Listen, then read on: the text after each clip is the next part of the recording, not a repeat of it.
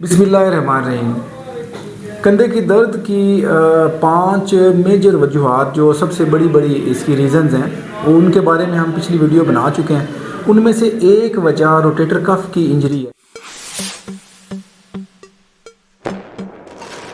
इसमें सबसे पहले रोटेटर कफ को समझना पड़ेगा कि रोटेटर कफ होता क्या है, और रोटेटर कफ को समझने के लिए सबसे पहले कंधे के बारे में थोड़ा सा जानना पड़ेगा। कंधा इंसानी जिस्म में वो जोड़ है जिसके अंदर सबसे ज़्यादा हरकत होती है, इसकी रेंज ऑफ मोशन सबसे ज़्यादा है, और जो जोड़ जितनी ज़्यादा हरकत करे उतना ही वो अनस्टेबल हो जाता है। अनस्टेबल का मतलब है कि उसके उतरने के चांसेस, उसके उखड़ने के चांसेस सबसे ज़्यादा होते हैं।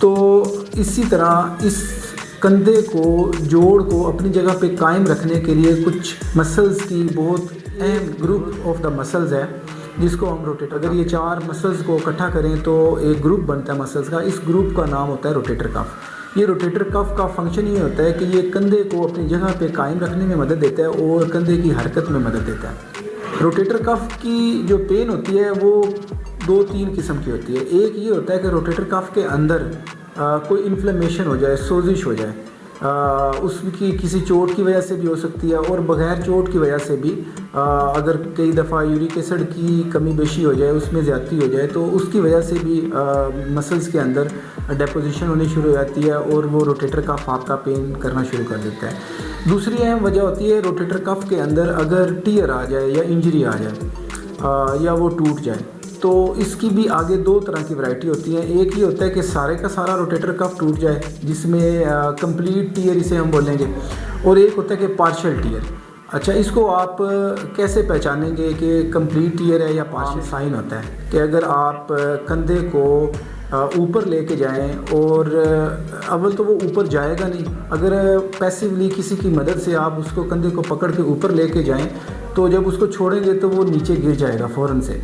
तो इसको हम कहते हैं drop arm sign. Drop arm sign complete tear की एक निशानी है। इसके अंदर मैं एक और बात बताता चलूँ कि जो फ्रोज़न शोल्डर होता है उसके अंदर कंधे की हरकत बहुत कम हो जाती है, और आप कंधे को पकड़ के भी ऊंचा नहीं कर सकते, ऊपर उठा नहीं सकते। लेकिन रोटेटर कफ की टीयर के अंदर आप हेल्प से, किसी और बंदे की मदद से कंधे को ऊपर उठा सकते हैं, तो उसकी जो स्टिफनेस है वो नहीं होती। तो इस तरह ड्रॉप आर्म साइन अगर पॉजिटिव आ जाए और बाजू को आप रोक ना सकें गिरने से, तो ये कंप्लीट टीयर की एक निशानी होती है। पार्शियल दूसरा होता है पार्शियल टीयर। पार्शियल टीयर के अंदर आप बाजू को ऊपर तो ले जा सकते हैं, लेकिन आपको ऊपर ले जाने आगे 4, जैसा कि मैंने पहले बताया कि 4 मसल्स होते हैं, और इन चारों मसल्स को फिर अलग-अलग सेपरेटली इनके टेस्ट होते हैं, चेक करना पड़ता है कि कौन सा मसल। जहाँ तक इसके इन्वेस्टिगेशंस का ताल्लुक है, तो एक तो आप आइडिया ले लेते हैं कि कौन सा मसल डैमेज है और कौन सा इंजरी है इसको।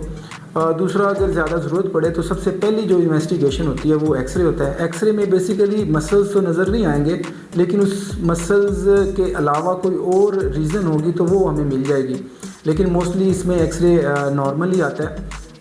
इसके बाद अगर इन मसल्स को हमने डीपली स्टडी करना हो या इनको कंफर्म करना हो तो फिर एमआरआई टेस्ट होता है। एमआरआई के अंदर हम ये देख लेते हैं कि कौन सा मसल डैमेज है और किस लेवल पे डैमेज है और कितना डैमेज है, ताकि उसके इलाज करने के अंदर हमें, जहाँ तक इसके इलाज का सवाल है, तो इसका इलाज शुरू में इनिशियल फेजेस के अंदर जब इंजरी बहुत थोड़ी सी हो, जस्ट इन्फ्लेमेशन हो, तो इसको कंजर्वेटिवली हम मैनेज करते हैं। थोड़ी सी मेडिसिन, पेन किलर्स, या इसके साथ थोड़ा सा इसको रेस्ट देते हैं, तो इससे ये इम्प्रूव कर जाता है। इसी तरह अगर थोड़े एडवांस स्टेज के अंदर हो तो फिर हम इसके अंदर स्टीरॉइड का इंजेक्शन भी लगा सकते हैं। उसके साथ भी काफ़ी सारे मरीज़ों को बेहतरी महसूस होती है। और फिर इसके बाद अगर और ज़्यादा एडवांस स्टेज में पेशेंट आए और कंप्लीट टीयर हो तो फिर हम इसको सर्जरी के थ्रू ठीक करते हैं। सर्जरी इसकी आर्थ्रोस्कोपिकली होती है, जिसमें हम कैमरा जोड़ के अंदर डालते हैं और आइडेंटिफाई करते हैं कि कौन सा मसल कहाँ से डैमेज है, फिर उस मसल्स को रिपेयर के बारे में थी। नेक्स्ट इंशाल्लाह हम कंधे के दर्द की बाकी वजूहात को भी अगली वीडियो में एड्रेस करेंगे। तो इंशाल्लाह उम्मीद है आपको इस वीडियो से बहुत ज़्यादा फ़ायदा होगा। बहुत शुक्रिया।